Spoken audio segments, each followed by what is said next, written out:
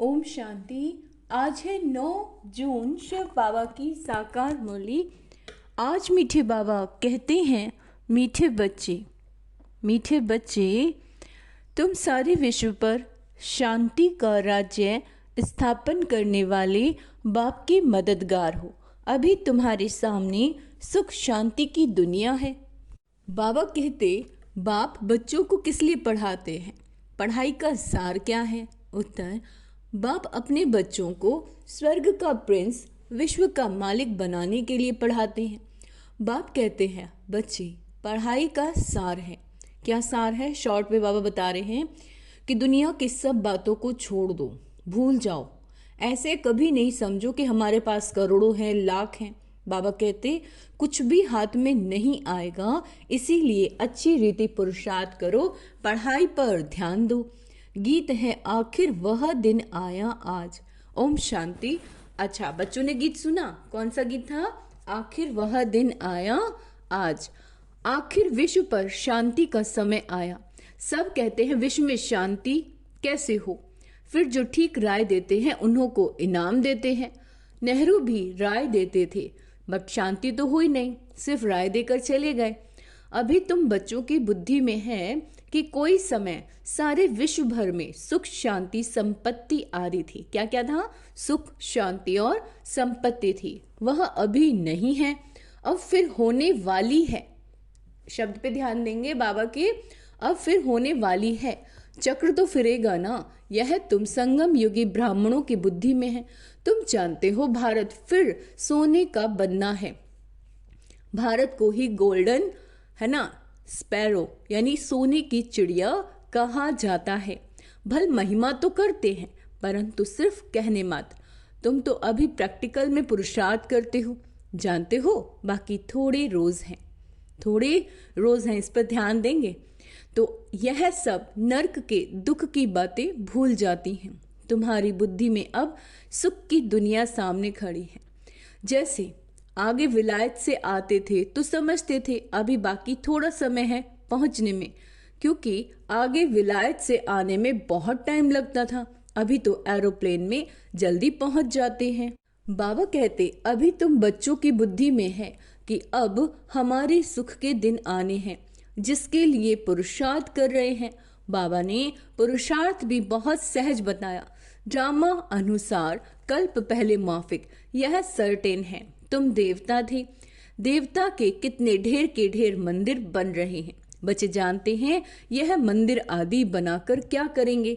बाकी दिन कितने हैं? तुम बच्चे नॉलेज की अथॉरिटी हो। कहा भी जाता है परमपिता परमात्मा सर्वशक्तिवान ऑल माइटी अथॉरिटी। तुम ज्ञान की अथॉरिटी हो, वह है भक्ति की अथॉरिटी। बाप को कहा जाता है ऑल माइटी अथॉरिटी। तुम बच्चे नंबरवार पुरुषार्थ अनुसार बन रहे हो। तुमको सृष्टि के आदि मध्य अंत का ज्ञान है, जानते हो। वह पुरुषार्थ कर रहे हैं बाप से वर्षा पाने का। जो भक्ति की अथॉरिटी है वो सबको भक्ति ही सुनाते हैं। तुम ज्ञान की अथॉरिटी हो तो ज्ञान ही सुनते हो। सतयुग में भक्ति होती ही नहीं, पुजारी एक भी नहीं होता। सतयुग में पूज्य ही पूज्य है। आधा कल्प है पूज्य, आधा कल्प है पुजारी। भारतवासियों के लिए ही है। पूज्य थे तो स्वर्ग था, अभी भारत पुजारी नर्क है। तुम बच्चे अब प्रैक्टिकल लाइफ बना रहे हो। नंबरवार पुरुषार्थ अनुसार सबको समझाते रहते हो और वृद्धि को पाते रहते हो। ड्रामा में पहले से ही नूंद है। ड्रामा तुमको पुरुषार्थ कराते हैं, तुम करते रहते हो। जानते हो ड्रामा में हमारा अविनाशी पार्ट है। इसको अंडरलाइन करना है। ड्रामा में हमारा अविनाशी पार्ट है। दुनिया इन बातों को क्या जाने, हमारा ही ड्रामा में पार्ट है। जो कहेगा वही समझेगा ना कि कैसे हमारा इस ड्रामा में पार्ट है। ये सृष्टि चक्र फिरता ही रहता है।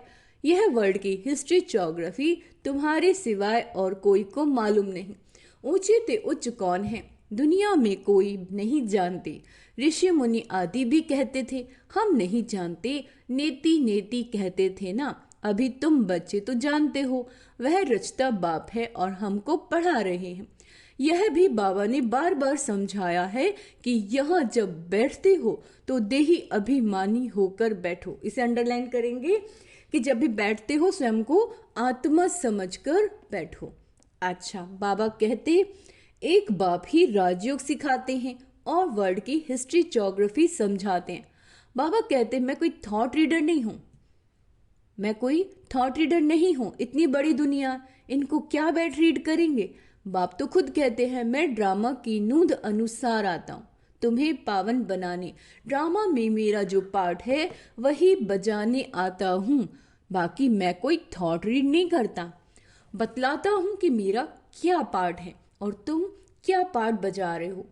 तुम यह नॉलेज सीखकर दूसरों को सिखला रहे हो। मेरा पार्ट ही है पतितों को पावन बनाना।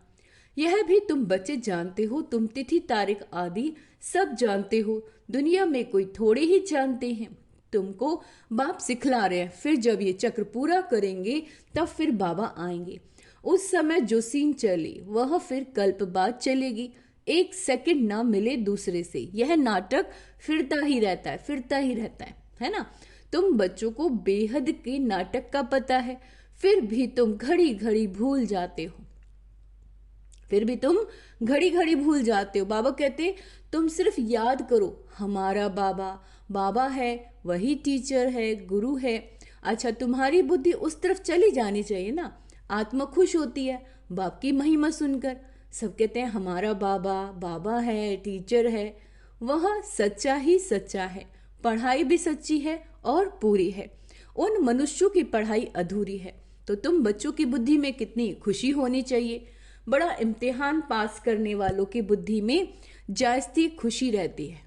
बड़ा इम्तिहान पास जो बच्चे करते हैं तो बुद्धि में ज़्यादा खुशी होगी। अच्छा, तुम कितना उच्च पढ़ते हो तो कितनी अपार कपार खुशी होनी चाहिए। भगवान बाबा बेहद का बाप हमको पढ़ा रहे हैं। तुम्हारे रोमांच खड़े हो जाने चाहिए। अंडरलाइन करेंगे, तुम्हारे रोमांच खड़े हो जाने चाहिए।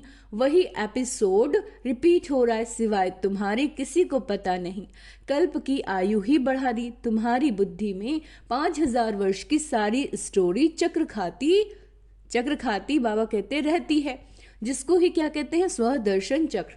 बच्चे कहते हैं बाबा तूफान बहुत आते हैं, हम भूल जाते हैं। बाबा कहते तुम किसको भूल जाते हो। बाप तो तुमको डबल सिरताज विश्व का मालिक बनाते हैं, उनको तुम कैसे भूलते हो। दूसरा किसी को नहीं भूलते हो।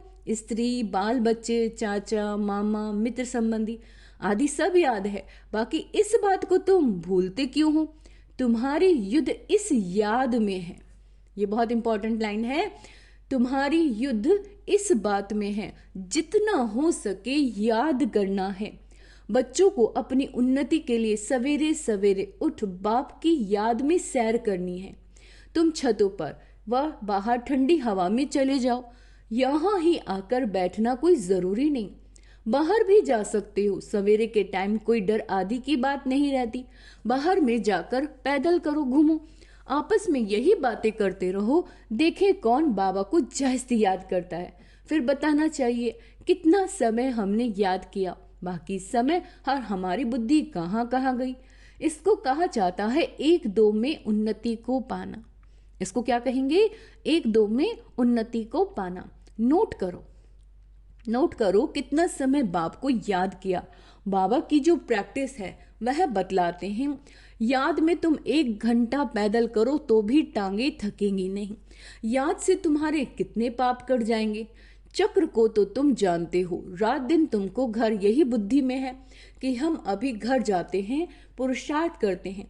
कलयुगी मनुष्यों को जरा भी पता नहीं मुक्ति के लिए कितनी भक्ति करते हैं। अनेक मतें हैं, तुम ब्राह्मणों की है ही एक मत।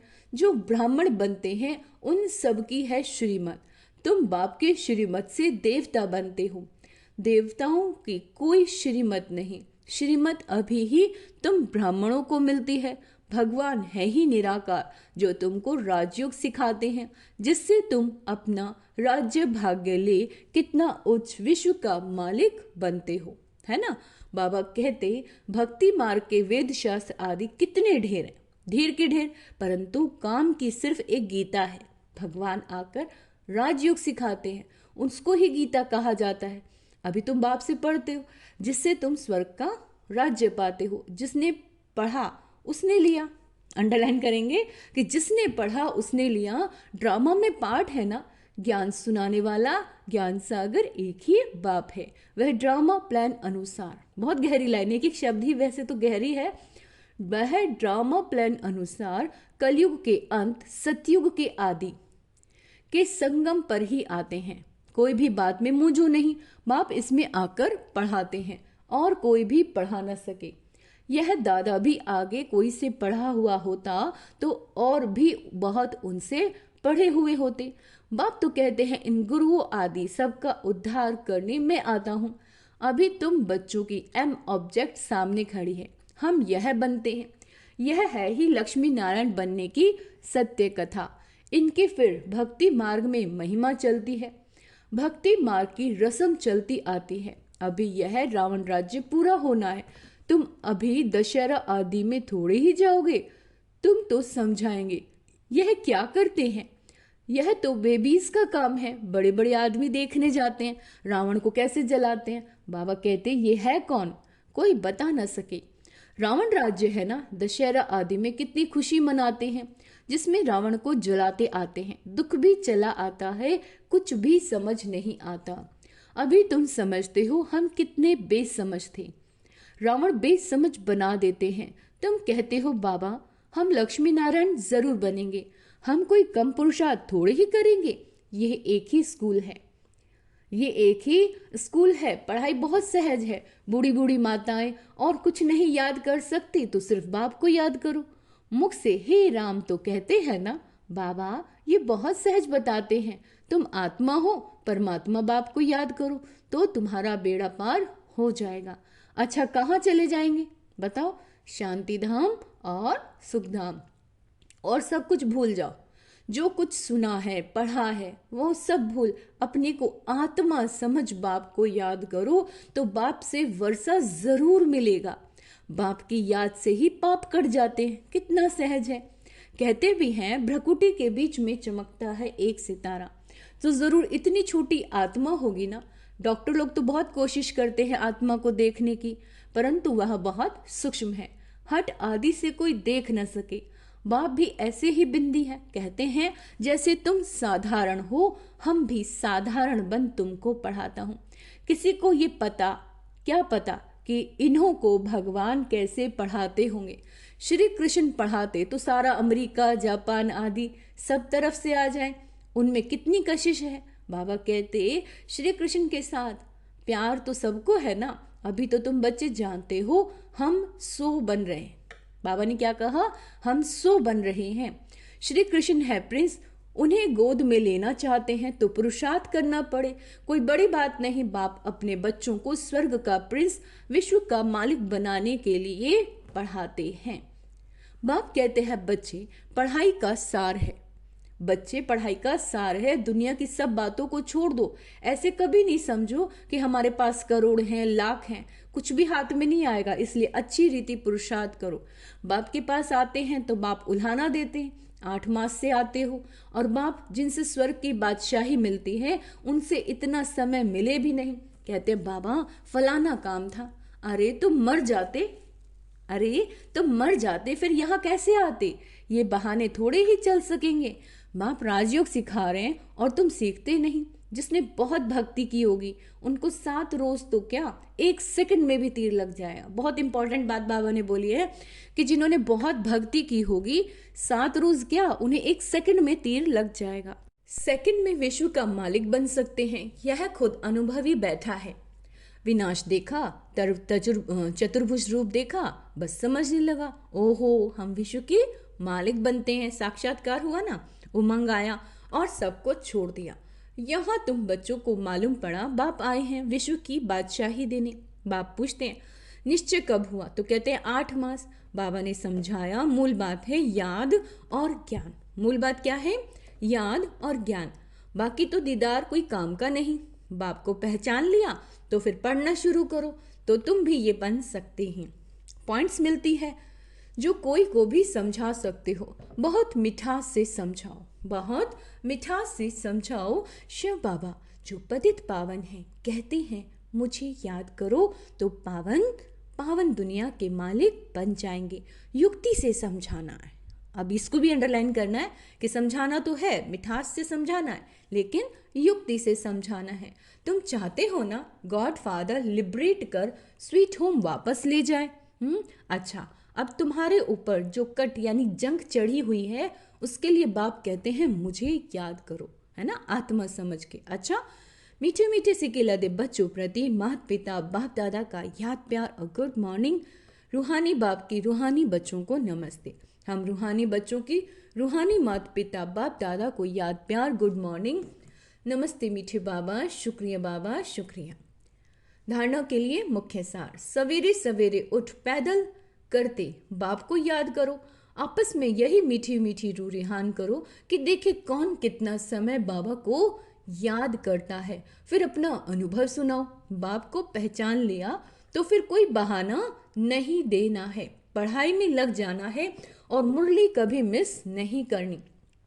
वरदान है, सभी के गुण देखते हुए स्वयं सर्व के गुण देखते हुए स्वयं में बाप के गुणों को धारण करने वाली गुण मूर्त भाव। संगम युग पर जो बच्चे गुणों की माला धारण करते हैं, क्या करते हैं? संगम युग पर जो बच्चे गुणों की माला धारण करते हैं वही विजय माला में आते हैं। इसीलिए होली हंस बन सभी के गुणों को देखो। और बाबा कहते एक बाप के गुणों को स्वयं में धारण करो। यह गुणमाला सभी के गले में पड़ी हुई है। जो जितना बाप के गुण स्वयं में धारण करते हैं उनके गले में उतनी बड़ी माला पड़ती है। गुणमाला को सिमरन करने से, गुणमाला यानी बाबा के अंदर जो गुण हैं उस गुणमाला को याद करने से, सिमरन करने से स्वयं भी क्या होंगे? गुण मूर्त बन जाएंगे। इसी की यादगार में देवियों और शक्तियों के गले में माला दिखाते हैं, है ना। स्लोगन है, साक्षीपन की स्थिति ही, साक्षीपन की स्थिति ही यथार्थ निर्णय का तखत है। अव्यक्त इशारे आत्मिक स्थिति में रहने का अभ्यास करो। बहुत बहुत बहुत इंपॉर्टेंट है। आत्मिक स्थिति में रहने का अभ्यास करो और अंतर्मुखी रहो। अंतर्मुखी होकर कार्य करने से विघ्नों से, व्यर्थ संकल्पों से बच जाएंगे और समय भी बहुत बच जाएगा। जो अंतर्मुखी रहते हैं उनमें स्मृति आ जाती है, समर्थी। अब जो अंतर्मुखी है उसको करने से क्या होगा, आपको फायदा होने वाला है। उनमें स्मृति की समर्थी भी आ जाती है और आत्मा रूपी नेत्र पावरफुल बनता है, जिससे बाबा कहते यदि कोई भी विघ्न आने वाला होगा तो आपको पहले से ही महसूसता हो जाएगी कि आज कोई पेपर आने वाला है, और जितना पहले से मालूम पड़ता जाएगा तो होशियार होने के कारण सफलता प्राप्त कर लेंगे। तो कितना इम्पोर्टेंट है ये, है ना। अच्छा, ओम शांति। तो पहला तो आत्मिक स्वरूप का अभ्यास करना है, अंतर्मुखी होकर रहना है, साक्षी दृष्टा की स्थिति में रहना है। साक्षी होकर ड्रामा को देखो, क्योंकि अगर आप साक्षी होकर ड्रामा को नहीं देखेंगे तो आप बाह्य मुक्ता में आ जाएंगे। और आज का इम्पॉर्टेंट पॉइंट यही दिया है बाबा ने कि आपको अंतर्मुखी होकर रहना है। और सोमान का जो मेन अभ्यास करना है, मैं होली हंस हूँ। होली हंस यानी हर आत्मा के गुणों को देखती हूँ और शिव बाबा के गुणों का ही मन मैं चिंतन करती हूँ। बाबा ने कहा सुबह उठकर यही कंपटीशन करो, एक दूसरे से, कहते ना कि किसने कितना बाबा को याद किया है, और फिर अपने अपने अनुभव सुनाने हैं और मुरली कभी मिस नहीं करनी। अच्छा, ओम शांति।